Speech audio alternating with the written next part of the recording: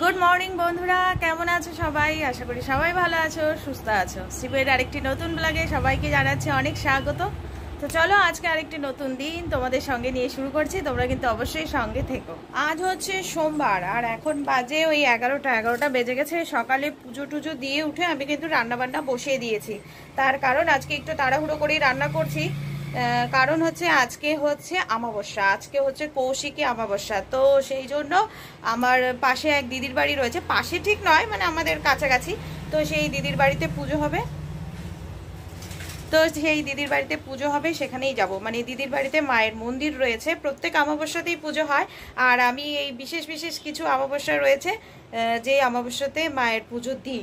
তো কালকে রাত্রে দিদি এসে বলে গেছে, তো আজকে যাব, সেই জন্য একটু তাড়াহুড়ো করছি। ওখানে 1টার সময় ঠাকুরমশাই আসবে বলেছে, আর সেই জন্য তার আগে রান্নাবান্না আজকে বেশি কিছু করব না, সামান্য কিছুই করব, করে গুছিয়ে টুছিয়ে স্নান করে আবার যাব। তো সেই জন্য চলো একটু তাড়াহুড়োই করছি। আর আমার মেয়েও যাবে বলেছিল, তবে এখন জানি না। আমি একটু বকাবকি করাতে একটু রাগ করেছে, বলছে কখন যাবে কখন যাবে। আর এদিকে আরেকজন কর্তামশাই বেরোবে, তাড়াহুড়ো করে সব করছিলাম, তো একটু বকা দিয়েছি। তা এখন রাগ করে বলছে যাব না।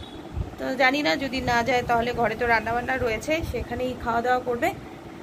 তো ওইদিকে রান্নাটা চলো তোমাদেরকে দেখি। বুঝতেই পারছো আজকে একেবারে তাড়াহুড়ো করে রান্নাবান্না করছি, তাই খুব সিম্পল রান্নাবান্না হবে। এখানে বসিয়ে দিয়েছি একটু মাছের ঝোল।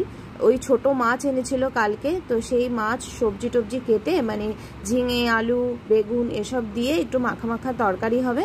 আর ওইদিকে আমার ডাল সেদ্ধ করে রাখা হয়ে গেছে, মাছের ঝোলটা হয়ে গেলে ডাল সোমবার দিব। তো আজকে এতটুকুই রান্নাবান্না করছি।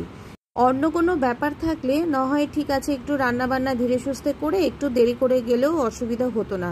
কিন্তু এটা পুজো বলে কথা, পুরোহিত মশাই এসে যদি চলে যায়, আমি যদি পুজোটা দিতে না পারি তাহলে ভীষণ খারাপ লাগবে। তো অনেক দিন ধরেই আমি এই পুজোটা দিই। তো চলো রেডি হয়ে গেলাম খুব তাড়াহুড়ো করে, যেটুকু কাজকর্ম ছিল করলাম, আরও কিছু কাজকর্ম আছে। তো ওইদিকে কিন্তু ঠাকুরমশাই 1টার সময় আসবে বলেছে, এদিকে 1টা বাজতে 10 মিনিট বাকি, আবার একটু ঠাকুরের ভোগ নেব। এই সময় বুঝতেই পারছো রান্না বান্না করে কাজকর্ম সেরে বেরোনো মানে। তো যাই হোক, মায়ের পুজোটা আগে দিয়ে আসি, তারপর ওই গ্যাস মোছা রান্নাঘর পরিষ্কার করা ওগুলো কিছু হয়নি, ওগুলো পরে করলেও হবে।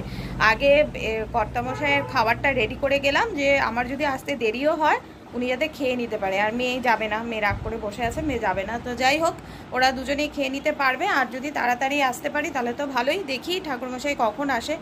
একবার গিয়ে তো মানে 1টার সময় বলে ঠাকুরমশাই এসেছিল 3টের সময়। তো তারপরে থেকে আমি যখনই যাই রান্নাটা করে রেখেই যাই ভাই। তো চলো, আজকে বাইরে প্রচণ্ড রোদ, আর শাড়ি পরে নিলাম, স্নানটা আবার করে নিলাম। চলো বেরিয়ে যাই, ওদিকে দেখি ঠাকুরমশাই এলো কিনা। এই হচ্ছে মায়ের মূর্তি। জয় মা। ঠাকুরমশাই এখনো আসেনি, বললো এখনই আসবে, ফোন করেছে। আর এদিকে আমি আস্তে আস্তে, এদিকে তো পুজোর জোগাড় সব হয়েই গেছে।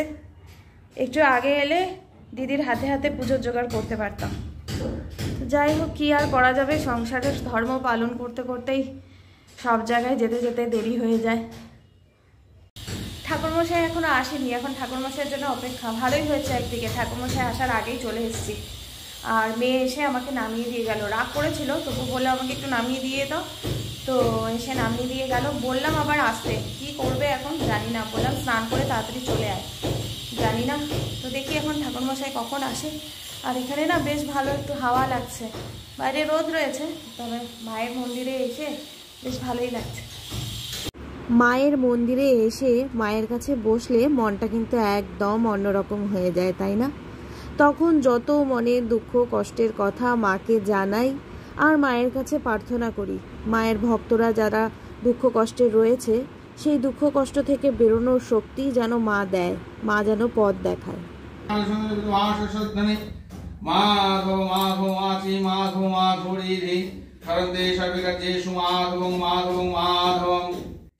আজ কৌশিকী অমাবস্যা।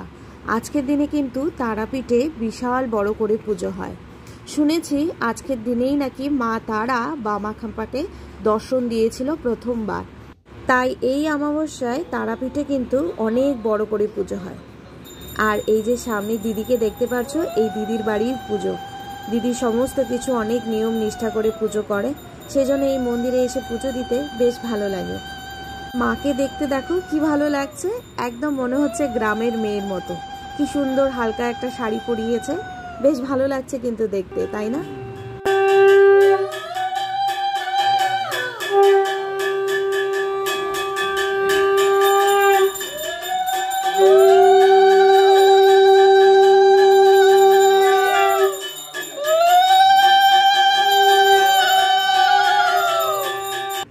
আজকে কিন্তু ঠাকুরমশাই আসতে একদমই দেরি করেনি, ঠিক সময় মতোই চলে এসেছে, তাই পুজোটাও ঠিক সময় মতোই শুরু হয়ে গেছে।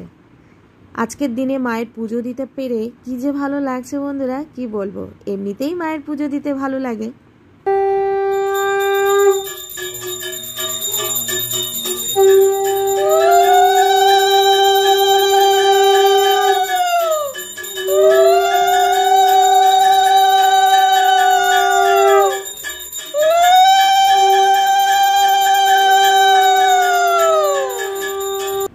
তো পুজো তো হয়ে গেল, এখন মায়ের মন্দির কিছুক্ষণের জন্য বন্ধ রাখা হয়েছে, যেহেতু ভোগ দেওয়া হয়েছে। আর এইদিকে আমরা দিদিদের বাড়ির ব্যালকনিতে দাঁড়িয়ে রয়েছি, বেশ ভালো লাগছে এখানে দাঁড়িয়ে, বেশ একটু হাওয়াও পাওয়া যাচ্ছে। আর বাইরে দেখেছো বন্ধুরা কি পরিমাণ রোদ উঠেছে, প্রচণ্ডই গরম, কিন্তু এই ব্যালকনিতে দাঁড়িয়ে একটুকু গরম লাগছে না কিন্তু। আর চারিদিকের পরিবেশটা দেখো কি ভালো লাগছে, বিশেষ করে আকাশটা দেখে তো মনে হচ্ছে পুজো কিন্তু প্রায় চলেই এলো, খুব একটা বেশি আর দেরি নেই। দেখো আকাশে মেঘগুলো ভাসছে, একদম পুজো পুজো লাগছে কিন্তু চারিদিকটা। তো কিছুক্ষণ অপেক্ষা করি, তারপর মায়ের ভোগ হলে মন্দির খোলা হবে, তারপর সবাই মিলে আমরা প্রসাদ দেব। আর আমার মেয়েকে ফোন করে বললাম, ও আসছে বলল, মনে হয় রাগটা একটু কমেছে। তো যাই হোক, চলো এবার মন্দিরে যাই, মায়ের দর্শন করি, মায়ের কাছে একটু আরতি করব, সকলের জন্য মঙ্গল প্রার্থনা করব, যার জন্য আজকে এখানে আসা, যার জন্য মায়ের পুজো দেওয়া, পরিবারের সবাই যেন ভালো থাকে, সুস্থ থাকে। আর এই দিকে দিদি একটু ব্যস্ত হয়ে পড়েছে, মায়ের পুজো হলো, এবার প্রসাদগুলো সরিয়ে নিয়ে সবাইকে দিতে হবে যে। চলো আর একটু ফুল নিয়ে নিজের হাতে মায়ের চরণে দিলাম, সকলের মঙ্গল প্রার্থনা করে। মায়ের চরণটা স্পর্শ করতে কি যে ভালো লাগছে। হরগৌরী দুজনকেই প্রণাম করলাম, দেখো মাকে কি ভালো লাগছে দেখতে। চলো এবার আরতিটাও সেরে নিই, আরতিটা করে তারপর মায়ের চরণে প্রণামটা করে তারপরে নেব প্রসাদ। আর দিদি ওইদিকে সবার জন্য প্রসাদ বাড়ছে, আর আমার মেয়েও চলে এসছে, মেয়েকেও বললাম তুইও একটু আরতি করে মায়ের চরণে একটু প্রণাম করে নে। তো পুজো হলো, মায়ের কাছে প্রার্থনা হলো, এবার মায়ের প্রসাদ নিয়ে বসে পড়লাম। দিদি কিন্তু আমাকে একেবারে ভোগের প্রসাদটাই দিয়েছে, অনেক কিছুই রয়েছে ভোগের প্রসাদে, আর প্রসাদটাও বেশ ভালো হয়েছে। মায়ের ভোগের প্রসাদ বলে কথা, স্বাদ তো হবেই, তাই না? আর এই ব্যালকনিতে বসেই প্রসাদ খাচ্ছি। গুড ইভিনিং বন্ধুরা, চলে এসেছি একেবারে সন্ধেবেলা। ওখান থেকে এসে অনেক কাজকর্ম ছিল, এই যে রান্নাঘর পরিষ্কার করা, গ্যাস মোছা, তারপরে প্রচুর বাসনপত্র জমেছিল, কর্তামশাইকে খেতে দিলাম, সেই সব বাসনপত্র মেজে ধুয়ে রেখে দিয়েছি। তো এখন একেবারে সন্ধেবেলা তোমাদের সামনে এলাম, আর এখানে বসিয়ে দিলাম নিজের জন্য 1 কাপ চা, যেটা না হলে এখন আর চলছে না। এই যে এদিকে সব বাসনপত্র আমি ধুয়ে রেখে দিয়েছি। রান্নাঘরের কাজ কি আর কম থাকে বন্ধুরা, ভেবেছিলাম একটু সেরেই যাব, ওই যে বললাম পুরোহিত মশাই যদি চলে আসে, এই করে তাড়াহুড়ো করে চলে গেছি। তো যাই হোক, এসে রান্নাঘরটা পরিষ্কার করলাম, আর এদিকে চাও আমার রেডি। তো চলো কাপে চাটা নিয়ে এবার একটু বসে নিশ্চিন্তে চাটা খাওয়া যাক। আর আমি কিন্তু ওই 1 কাপ চা খাই না, ওই আধা কাপ চাই খাই। চা খেতে ভালোবাসি, তবে অতটা না, এই আধা কাপ হলেই আমার হয়ে যায় আর কি। তো চলো চাটা নিয়ে এবার ঘরে যাই। তো বন্ধুরা, এই হচ্ছে আমার সন্ধেবেলা চা রেডি। চা নিয়ে নিয়েছি, আজকে দুধ চা নিলাম অনেক দিন পর, নিয়ে নিয়েছি 2টো বিস্কুট, আর নিয়ে নিয়েছি তালের বড়া। ঘরে তালের বড়া ভেজেছিলাম, তো সেই তালের বড়া নিয়ে নিলাম, ভাবলাম চলো একটু তালের বড়া খাওয়া যাক।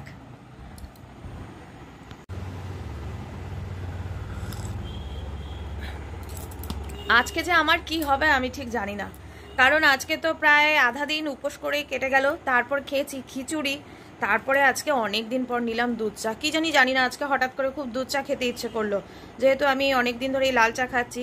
তো তাই যাই হোক দুধ চা নিয়ে নিলাম, আবার তার উপরে নিয়ে নিয়েছি তালের বড়া। তো কি হবে আজকে জানি না, একই তো গ্যাসের প্রবলেম হয় মাঝে মধ্যেই। তো ঠাকুর করুক, মা ভালো রাখুক, জানি না। আজকে খুব দুধ চা খেতে ইচ্ছে করছে। তো চলো আগে চাটা খেয়ে নিই। আর মেয়ে চলে গেছে পড়তে। আর আমার মেয়ে কিন্তু ওই বাড়িতে গিয়েছিল, মেয়ে ওই বাড়িতে গিয়ে ঠাকুর প্রণাম করে প্রসাদ খেয়ে এসছে। যাই হোক, পরে রাগটা হয়তো একটু কমেছে। আর আমি ফোন করেও বলেছিলাম চলে আয়, তো গিয়েছিল। ও প্রসাদ খেয়ে ও আর আমি একসাথেই এসছি। সেই জন্মাষ্টমীর সময় থেকে আমাদের তালের বড়া খাওয়া হচ্ছে। জন্মাষ্টমীতে তালের বড়া করেছিলাম, তারপর একটা তাল ঘরে ছিল, সেটা দিয়ে আবার বড়া করলাম। তো সেই বড়া এখনো পর্যন্ত চলছে। আর ওই জন্মাষ্টমীর উপোসের পর থেকে না, মানে আমার একটু গ্যাসের সমস্যা হচ্ছিল, তারপরে এত বড়া টড়া খাওয়া হচ্ছে, কি আর করব। আর আমার মেয়ে না তালের বড়া খেতে ভীষণ ভালোবাসে, তো ওর জন্যই করি ওর জন্যই, কিন্তু খাই সবাই মিলেই। তবে আমার কর্তামশাই অতটা খায় না, আমিও আবার ভালোবাসি। তো চলো আজকেও নিয়ে নিলাম তালের বড়া। আজকে এত কিছু মানে খাওয়া দাওয়া হয়েছে, মানে সবই তো মানে গ্যাসের জম, মানে যেগুলো আজকে খেয়েছি, তারপর আবার তালের বড়া। যে বলে না, মানে আজকে লোভটা সামলাতে পারলাম না, কি জানি আজকে খুব ইচ্ছে করছে এই দুধ চা, তালের বড়া এইসব খেতে। তো ওই যে বলে না, লোভে পাপ, পাপে মৃত্যু। তো কি হবে কি জানি। মেয়ে গেছে পড়তে, মেয়ে ওখান থেকে এসে একটু রেস্ট নিয়ে, আজকে 2 জায়গায় পড়া ছিল, তো এক জায়গায় পড়ে এসে আবার আরেক জায়গায় গেছে। আসার সময় হয়তো ওর বাবার সাথেই আসবে। তালের বড়াগুলো কিন্তু বেশ ভালোই হয়েছিল, নরম। ওই বাড়ির থেকে এসে তারপরে দুনিয়ার কাজকর্ম পড়েছিল, সেগুলো করতে হলো। রান্নাঘর অগোছালো ছিল, রান্নাঘর পরিষ্কার করা, ঘরদোয়ার পরিষ্কার করা। কি বলতো, উপোস থেকে পুজো দিয়েছি, তো তারপরে প্রসাদ খেয়েছি। প্রসাদ খেয়ে শরীরটা কেমন জানি ছেড়ে দিয়েছিল, তখন আর ইচ্ছে করছিল না কিছু করি, কিন্তু উপায় নেই, করতে তো হবেই। আবার অগোছালো ঘরদোয়ারও ভালো লাগে না। কর্তামশাই এলো, তাকে খেতে দিলাম, বাসনপত্র মাজলাম, তো এইসব করতে করতে অনেকটাই বেলা হয়ে গেছিলো। আর ওখান থেকে আস্তে আস্তে প্রায় 3টে বেজে গেছিলো। তো তারপর একটু বিকেলবেলা রেস্ট নিলাম, রেস্ট না নিলে আর চলছিল না। তো যাই হোক, আর আজকে আমি পুরো নিরামিষই খাবো। রান্না যা করেছি সেগুলো খাবো না। দিদি আবার অনেকটা খিচুড়ি দিয়েও দিয়েছে, তো রাত্রে আবার খিচুড়িই খাবো। কিছু করার নেই, আবার একার জন্য কি করব বলো, সেদ্ধ ভাত যা রান্নাবান্না রয়েছে ওই বাবা আর মেয়ের দুজনের হয়ে যাবে। আর নিজের জন্য আর একা কিছু করতে ইচ্ছে করছে না, ওই খিচুড়ি খেয়ে নেব। কিছু করার নেই, অসুবিধে হলে ওষুধ খাবো আর কি, তাই না? তো এই হচ্ছে আজকে আমার সারাটা দিন। আর আজকে আমার পুজো দিয়ে বেশ ভালো লাগলো। প্রত্যেক বছরই দিই, তো ওই দিদির বাড়িতে দেই। দিদি প্রত্যেকবারই জানে যে আমি অমাবস্যাতে পুজো দিই, তাই অমাবস্যার আগে এসেই বলে যায় যে পুজো দিতে যেও কিন্তু। তো পুজো দিয়ে বেশ ভালোই লাগলো। আর তোমাদের কেমন লাগলো আমার আজকের ভিডিওটা জানিও অবশ্যই। ভালো লাগলে একটা লাইক করে দিও। চ্যানেলটাকে সাবস্ক্রাইব করোনি যারা, প্লিজ সাবস্ক্রাইব করে আমার পাশে থেকো বন্ধু হিসাবে। দেখা হবে তাহলে আরেকটি নতুন ব্লগে। আজকের মতো এতটুকুই। সবাই ভালো থেকো, সুস্থ থেকো, সাবধানে থেকো। আজকের মতো tata, bye bye and good night. Tata.